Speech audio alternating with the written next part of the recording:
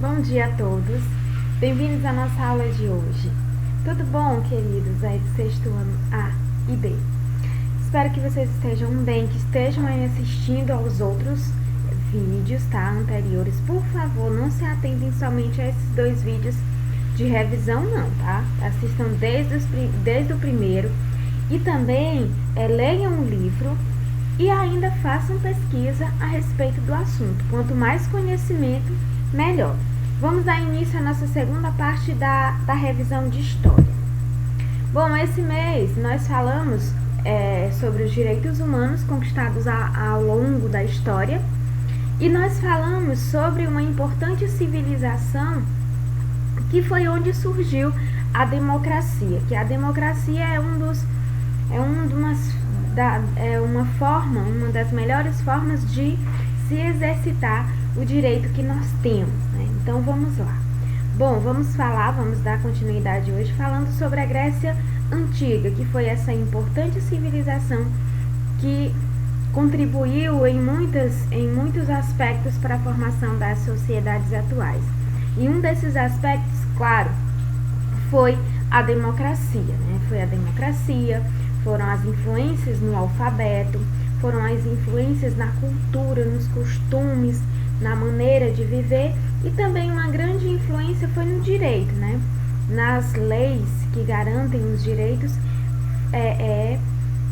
A Grécia Antiga ela teve grande contribuição no direito, né? Nas questões que envolvem o direito, que até hoje na nossa Constituição existem características do direito que foi surgindo na Grécia Antiga.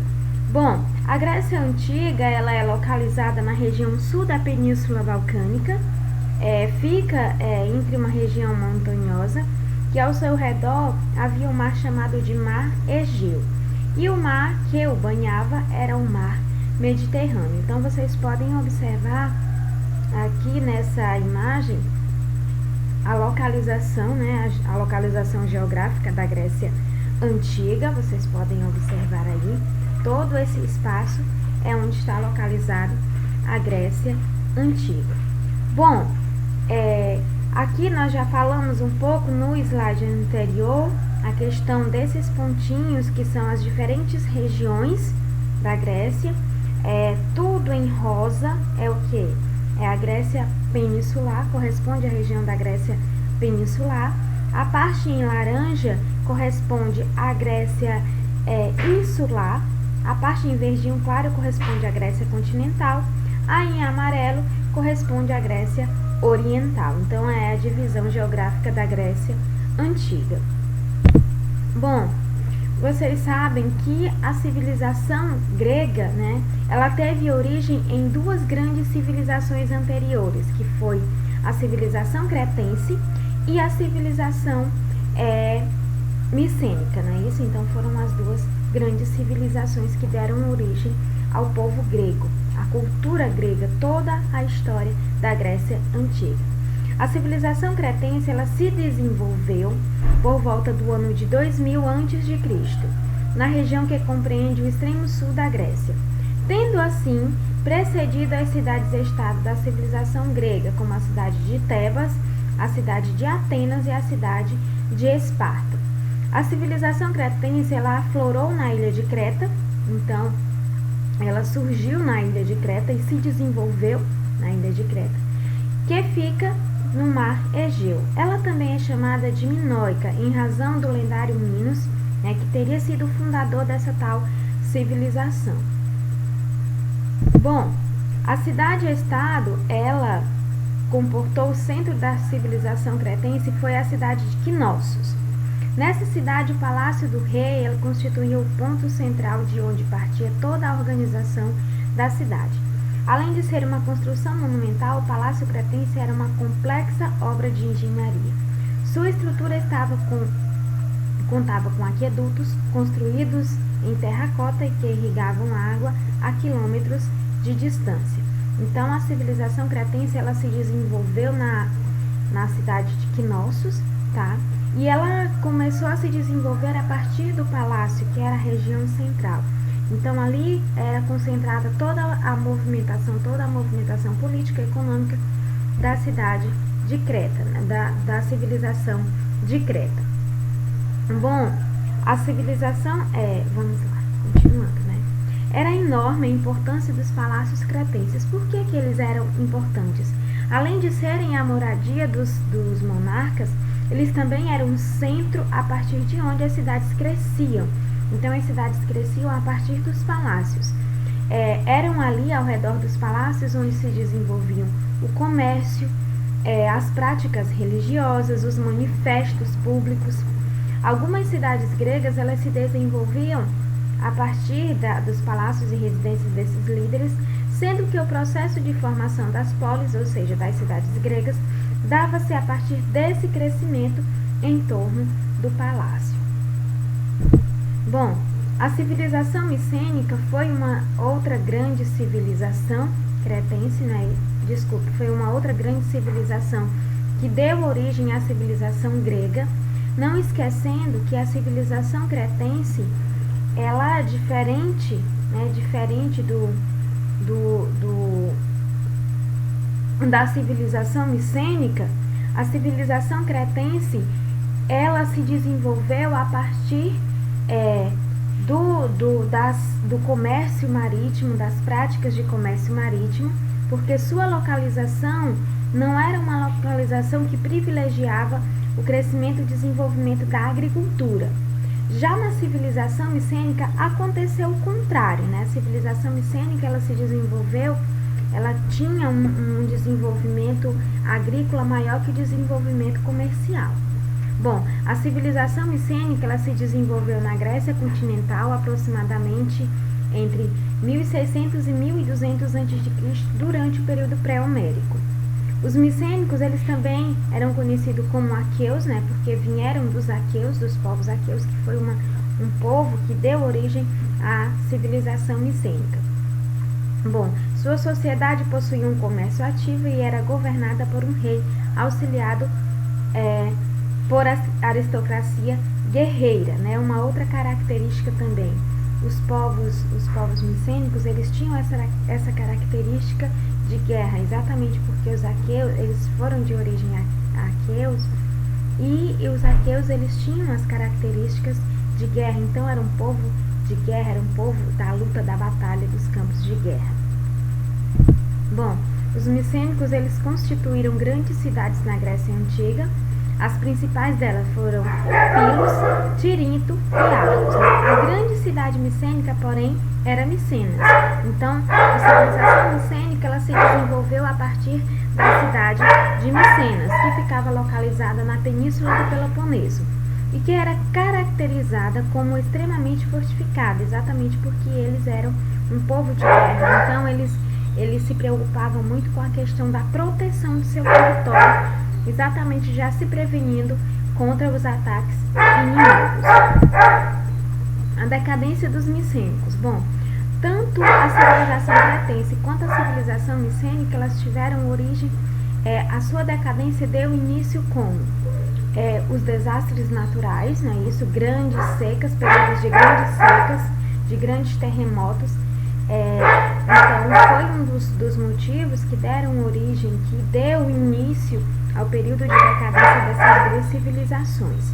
A decadência e o fim da cultura micênica, assim como o caso dos cretenses, né, estão relacionados, como eu disse, a grandes fenômenos naturais, como os terremotos, furacões. Além disso, acredita-se que a chegada dos dórios, que foi um outro povo que sucedeu o povo micênico, né, a região, eles dominaram os micênicos e assim deram fim à civilização micênica. Então, foi aí os principais motivos, né? Os desastres naturais e a chegada dos dórios ao território, ali compreendia a região do Peloponeso. Bom, vamos falar um pouco sobre o período homérico. Nós sabemos que a Grécia Antiga, ela foi dividida em grandes períodos, né? O período pré-homérico, o período homérico e o período clássico, que nós não nos aprofundamos muito nos períodos porque não era o nosso foco, tá? mas vamos falar sobre o período homérico, que é um período muito importante, né, que foi muito importante, que foi uma passagem aí, um grande passo, um período muito importante para o desenvolvimento e assim a concretização do povo da civilização grega antiga. O período homérico ele corresponde ao segundo período de desenvolvimento da civilização grega, que ocorreu após o período pré-homérico. Então foi entre os anos de 1150 a.C. a 800 a.C. O nome dado a esta época está relacionado com o poeta grego Homero, que é autor dos 2 poemas épicos. Então quem deu origem a esse período foi Homero, tá? Por isso o período homérico, que deu-se origem a nesse novo período do desenvolvimento da civilização grega, a partir das narrativas dessas 2 grandes obras do poeta Homero, que foi Ilíada e Odisseia. Então foi a partir daí, a partir da narrativa dessas 2 grandes obras, que deu origem a um novo período no desenvolvimento da civilização grega. Bom, quando houve a decadência dos povos micênicos, tá?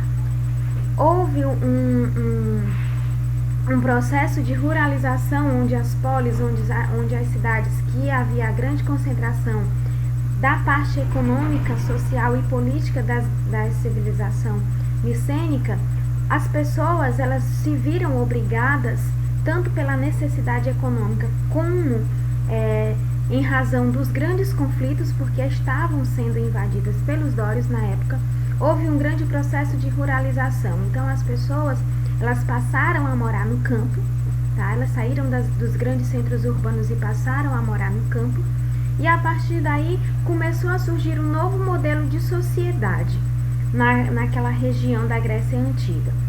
Bom, houve o primeiro deles, que foi como se fosse um reinício do desenvolvimento da civilização grega, que foi os oicos, né? O que eram os oicos? Era uma unidade básica de uma sociedade, então era uma sociedade pequena, formada pelo chefe, representado pelo homem mais velho, sua família, filhos e esposas. Então era uma unidade básica, uma unidade social básica, constituída pelo pai, pelos filhos, né, pelos parentes e por suas esposas, eles se concentravam principalmente na prática agrícola, tá? Na prática agrícola e na pecuária, e tudo que eles produziam, primeiramente, era para subsistência, não é isso? Para alimentação dos seus familiares, e o que sobrava era passado para a comunidade no geral, tá? Bom, a partir dos oicos surgiram as cidades-estados. Então foi a concentração desses oicos, dessas pequenas comunidades familiares, que deu origem às cidades-estados. Então teve um período de decadência da civilização grega, que foi quando os dórios eles dominaram os povos micênicos. Esses povos que saíram dos grandes centros urbanos passaram a morar na zona rural, e a partir daí houve um ressurgimento da civilização grega, tá? Que foi com os oicos, né? Isso a comunidade básica familiar, que a partir daí deu origem às cidades-estados. Então, quando as cidades-estados começaram a surgir, foi quando exatamente houve uma revitalização da civilização grega. As cidades-estados, ela foi uma forma de organização política e social que fizeram parte do mundo antigo, a partir do século 8 a.C. As experiências de polis começaram a se espalhar pelas regiões do Mediterrâneo. Assim, a vida em uma comunidade estava organizada a partir de um centro urbano. Embora houvessem diferentes polis, elas apresentavam formas de organização social diferentes, o que conferiu certa integração à região. As cidades-estados, elas eram cidades independentes, organizações econômicas independentes, mas que trabalhavam em integração, principalmente com a comercialização, principalmente com a movimentação do comércio entre as cidades-estados. Que aí nós vamos ver as principais cidades-estados naquela época que impulsionou o desenvolvimento dos gregos, né, da civilização grega antiga. Bom, o que foi que levou os gregos a se expandirem? Né? Qual foi a necessidade de, naquela época, com as cidades-estados, qual foi a necessidade de elas buscarem novos territórios, de elas poderem se expandir comercialmente, principalmente no comércio? A colonização, ela ganhou impulso com um grande aumento populacional. Então, como estava dando certo os oicos, como estavam dando certo o crescimento das cidades-estado, houve um crescimento da população, as pessoas viviam melhor, viviam mais. Então, o que houve? A necessidade da busca por conquistar novos territórios, tá? Isso se deu a partir do século IX a.C., e foi uma solução para aliviar a pressão demográfica na Grécia, ou seja, uma solução para tirar aquela grande população dali, aquela grande concentração de pessoas naquela região da Grécia Antiga. Então, houve-se a necessidade da expansão do território grego. Bom, o principal desses motivos, né, produzir gêneros agrícolas, extrair matérias-primas, principalmente o ferro, tá? E para controlar as rotas de comércio no Mediterrâneo. Como eles era a sua principal fonte econômica, sua principal movimentação econômica era o comércio, era ali o comércio na região do Mediterrâneo. Então foram essas as necessidades, né? Produzir gêneros agrícolas para poder manter a sua população e também para poder vender, para poder comercializar. A busca por matérias-primas, principalmente o ferro, para a produção de armas, para a produção de ferramentas e para dominar o comércio marítimo, a região ali do mar Mediterrâneo. Bom, então, a partir desse desenvolvimento econômico, houve duas grandes cidades-estados que foram importantes demais na civilização, no desenvolvimento, no crescimento da civilização grega, que foi a cidade de Atenas e a cidade de Esparta, duas cidades totalmente distintas uma da outra. Atenas, né, foi uma cidade que era em homenagem à deusa grega Atena, e é uma cidade localizada ao sul do território grego e na antiguidade desenvolveu poder na região. Seu solo não era muito fértil, o acesso a alimentos como trigo e a sobrevivência de toda a população. Entretanto, por estar localizada entre as colinas, o cultivo de oliveiras e de uvas favorecia a produção de azeites e vinhos, e assim eles podiam exportar os seus produtos para outras regiões, vender os seus produtos para outras regiões e assim poderem se desenvolver. Uma outra questão muito importante também, que apesar de o solo na cidade de Atenas, no território ateniense, não ser um solo fértil, favorável à agricultura, eles ficavam localizados perto do Mediterrâneo, então isso facilitou o comércio marítimo, as rotas comerciais marítimas para o povo de Atenas. Então foi uma forma de eles se desenvolverem economicamente. Bom, a democracia ateniense. Nós falamos no slide passado que a democracia surgiu na Grécia Antiga, especificamente na cidade de Atenas, né? E a democracia ateniense foi um regime político criado e adotado em Atenas no período da Grécia Antiga. Ela foi essencial para a organização política das cidades-estado gregas, sendo o primeiro governo democrático da história. O termo democracia significa poder do povo, não é isso? Que dava exatamente o poder, o acesso do povo em geral, da grande maioria da sociedade em Atenas, a tomar decisões nas questões políticas, nas questões públicas, nas questões que eram de interesse de toda a sociedade daquela cidade. Bom, por volta de 510, a democracia surgiu em Atenas através da vitória do político aristocrata, que foi o grego Clístenes. Ele fazia parte dos bem-nascidos, que eram assim conhecidos, mas que ele possuía uma visão além daquilo, né? Então ele tinha interesse em favorecer a maioria da população, e foi a partir daí que ele teve a ideia de abrir, de expandir as decisões públicas, as decisões políticas aos demais membros, aos demais integrantes da sociedade ateniense. Após esse movimento, né, que deu origem ao surgimento da democracia, Atenas foi dividida em 10 unidades denominadas de demos, que era o elemento principal dessa reforma. O novo regime passou a se chamar democracia. Atenas possuía uma democracia direta, onde todos os cidadãos atenienses eles participavam diretamente das questões políticas na polis. É importante falar também que o que foi que deu origem a esse novo movimento. Como Atenas estava se desenvolvendo comercialmente, principalmente por causa das rotas de comércio através do mar Mediterrâneo, então houve-se a necessidade de o poder de decisão sair da mão dos aristocratas, tá? E se estender para mais atenienses, para mais pessoas que pertenciam para as outras camadas sociais da cidade de Atenas. Por quê? Porque a principal base econômica era o comércio. Onde que estava concentrado a comercialização de produtos?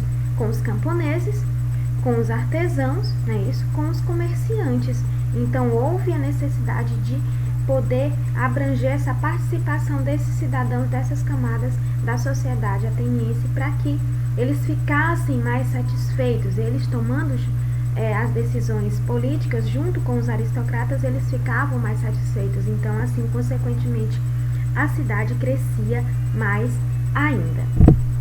Bom, como forma de garantir o processo democrático da cidade, Clístenes ele deu origem a um novo movimento chamado de ostracismo. O que era o ostracismo? Eram os cidadãos que oferecessem ameaça à democracia, qualquer tipo de ameaça à democracia. O que ele fazia? Essas pessoas que ofereciam ameaça, elas eram expulsas, elas eram exiladas num período de 10 anos. Essa forma era um meio de evitar a proliferação de tiranos no governo grego. Então, qualquer movimento que indicasse ameaça à democracia ateniense, eles eram exilados num período de 10 anos. Bom, além de Clístenes, né, teve um outro político que foi muito importante, que foi Péricles, tá? Péricles foi o responsável por uma série de reformas que abrangeu mais ainda o poder das outras camadas sociais na cidade de Atenas.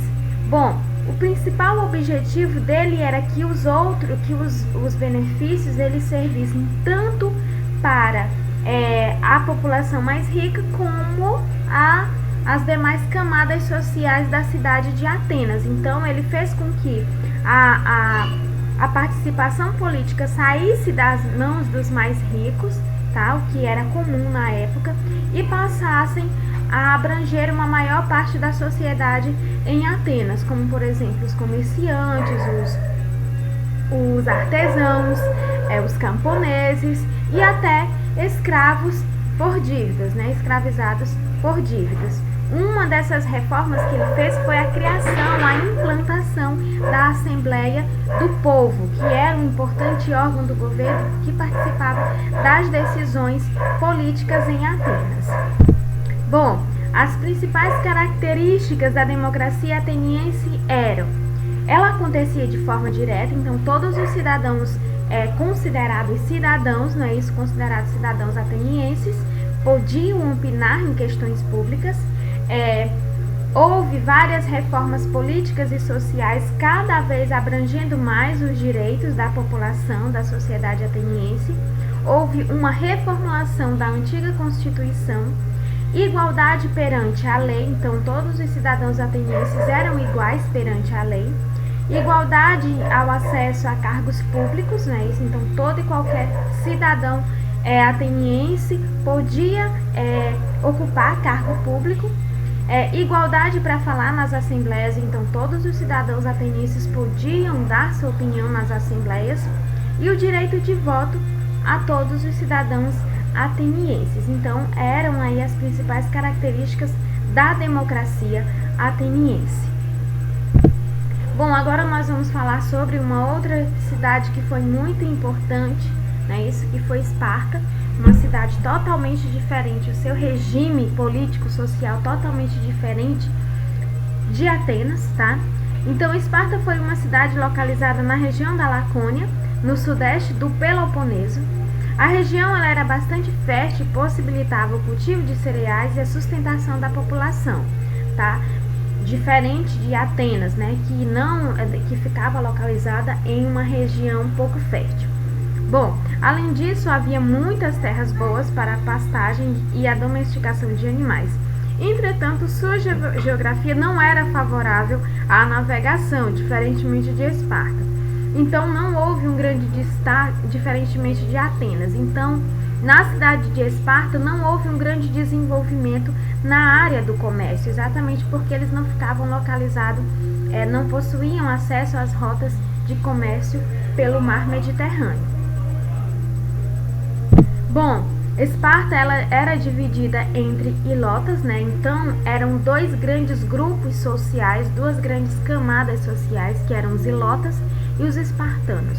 Os ilotas, eles eram toda a população, então eles eram submetidos a todo e qualquer tipo de trabalho, e os espartanos eram os considerados os bem-nascidos, as pessoas bem de condição, que viviam bem socialmente e economicamente. Então era dividida dessa forma. Enquanto a função dos ilotas era o trabalho, né, isso, então eles é que mantinham a cidade de Esparta. Os cidadãos espartanos, eles pertenciam ao grupo dos iguais e não podiam exercer nenhum tipo de trabalho. Então eles eram responsáveis pelas decisões políticas, pelas decisões públicas da cidade.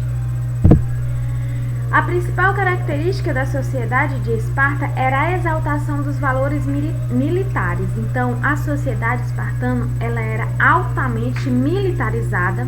Então, tudo era voltado para o treinamento, para as guerras, né? Isso, então, as crianças elas começavam a ser preparadas desde muito cedo para serem soldados, para serem combatentes nas guerras. A educação nas escolas, as crianças elas eram apenas estimuladas a ler e a escrever, aprendiam o básico, mas eles eram realmente treinados para combaterem, né, para serem soldados. Então, desde muito cedo eles aprendiam a ler e a escrever nas escolas, mas o seu treinamento intensivo era para serem combatentes de guerra, para serem soldados. Bom, depois do processo de aprendizagem militar, né, nas escolas, os jovens eles ingressavam no exército a partir dos 20 anos de idade e permaneciam até os 40 anos de idade. Depois, após esse período de servir aos exércitos, de servir ao exército espartanos, depois dos 40 anos de idade é que eles poderiam exercer outros cargos dependendo do seu destaque nas guerras. Bom, como que acontecia a organização política, né? A organização política de Esparta, como eu disse, era bem diferente de Atenas, totalmente diferente. Enquanto em Atenas o regime político era a democracia, na cidade de Esparta o regime político era a diarquia, né? Os reis espartanos eles faziam parte de duas famílias abastardas, que eram os Ágidos e os Euripôntides, né? E a cúpula do governo ela era dividida da seguinte maneira, né? As categorias que faziam parte das decisões políticas em Esparta eram divididas da seguinte maneira: pela Jerúsia, pela Ápela e pelo Éforato. Vamos entender um pouco de cada um desses órgãos políticos na cidade de Esparta.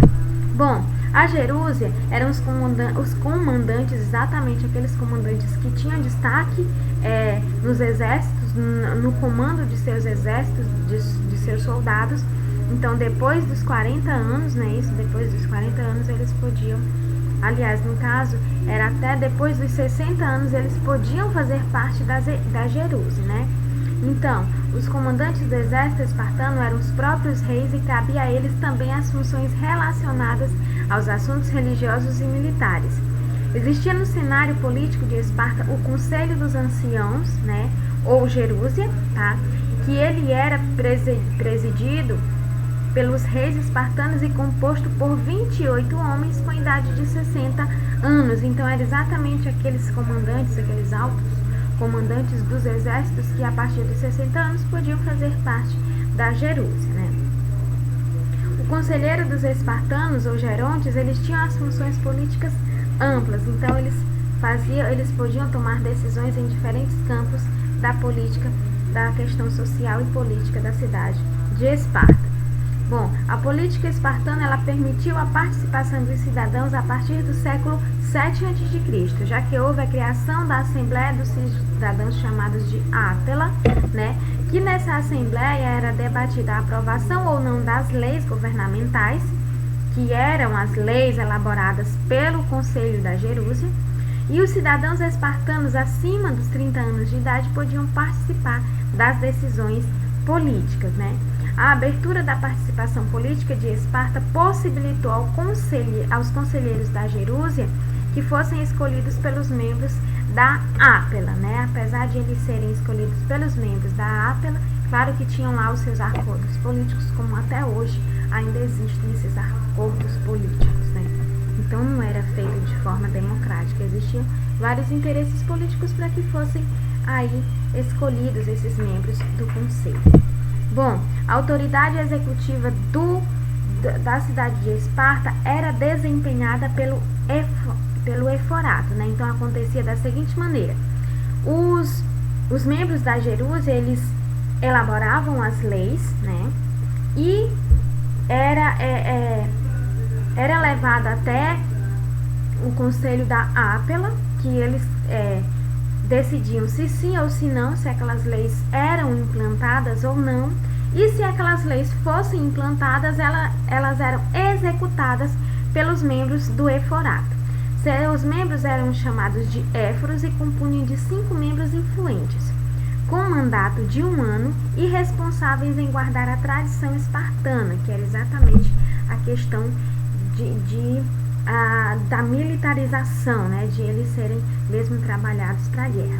É importante destacar, embora os cidadãos da Ápela elegessem os conselheiros e os eforatos, a estrutura político-social de Esparta se manteve oligárquica, ou seja, eles tinham onde o poder de decisão realmente estava na Gerúsia, né, no conselho dos anciãos. E eles podiam exercer, né, os conselheiros da Gerúsia, eles podiam exercer o seu poder sem limites. Então, eles não eram delimitados, eles possuíam todo o poder na sociedade espartana. A Guerra do Peloponeso. É importante nós falarmos sobre o que foi a Guerra do Peloponeso, apesar de não estar no livro e de não estar nos slides anteriores que eu falei. Eu achei importante porque eu botei uma questão sobre a Guerra do Peloponeso, que foi um importante conflito que aconteceu entre as duas cidades de Esparta e a cidade de Atenas. Então, tem essa questão na prova. Se vocês quiserem pesquisar, é importante, né, que vocês pesquisem mais sobre a Guerra do Peloponeso, tá? Eu coloquei só para nós falarmos um pouquinho, para dar uma introdução. A Guerra do Peloponeso foi um conflito ocorrido entre as duas principais alianças da Grécia Antiga, né, que era a Liga dos Delos e a Liga do Peloponeso, que eram comandadas, né, por Atenas, que era a Liga de Delos, e por Esparta, que era a Liga do Peloponeso. Essa guerra ela aconteceu entre os anos de 431 e 404 a.C. A guerra entre as duas ligas ficou conhecida como a Guerra do Peloponeso, localizada ao longo do Mediterrâneo na segunda metade do século V a.C. A Guerra do Peloponeso ela foi uma disputa clara de poder entre as duas cidades, que é a cidade de Esparta e a cidade de Atenas. Então, houve duas etapas da Guerra do Peloponeso, a primeira e a segunda Guerra do Peloponeso. Então, por quê que houve essas duas guerras? Como eu disse, eram duas cidades muito importantes na civilização grega antiga e que eram de regimes políticos totalmente diferentes e que havia uma disputa do poder, né, entre essas duas cidades, questão territorial, questão, enfim, de interesses, de interesses onde uma era democrática e a outra era oligárquica. Então eram de princípios diferentes.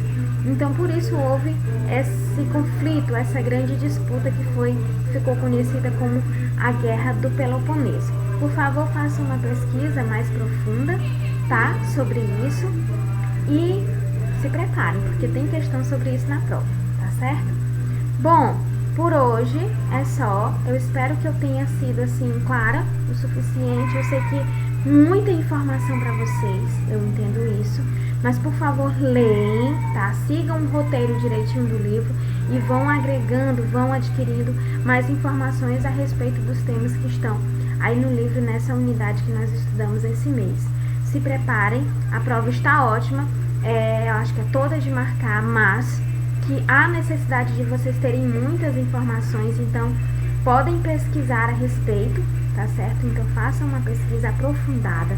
Eu não quero qualquer resposta, eu quero que vocês analisem bem as questões e que entendam bem as questões para que você possa escolher a alternativa correta. Tenham todos um bom dia, fiquem bem, fiquem com Deus, se cuidem, se preparem, tá, para as avaliações.